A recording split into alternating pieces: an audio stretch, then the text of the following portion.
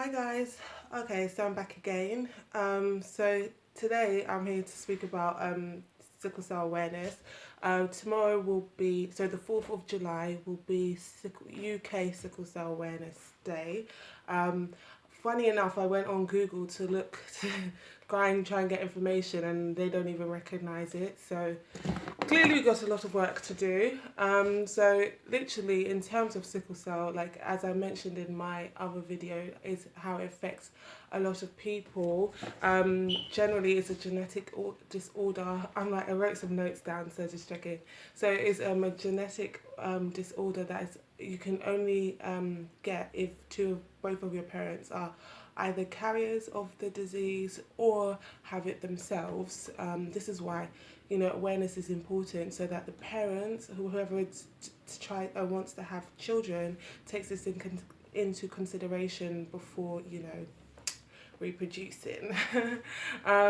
So also in England it affects 240,000 people. That's in terms of the statistics, that's mainly carriers, but I don't that most likely includes people who have the condition as well.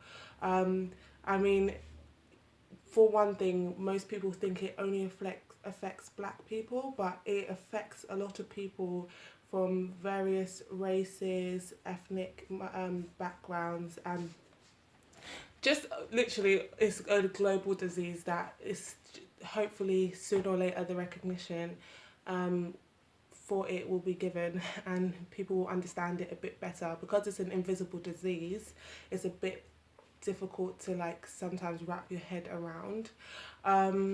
So literally the condition, it affects everyone very differently. So for me, in our family, I have sickle cell, and my sisters also have it as well as my mum.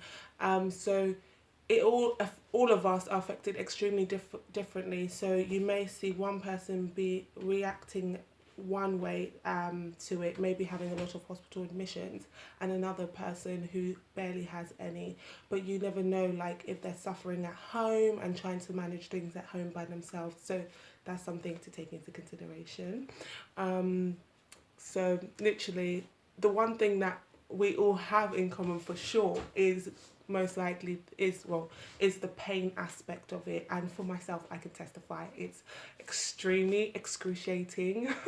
it's a pain like no other. I wish I could specifically put words into describing how it is, but it's affected I could have crisis in my arm, in my leg, in my back, literally anywhere, and it affects other areas very differently. I can explain that in other videos,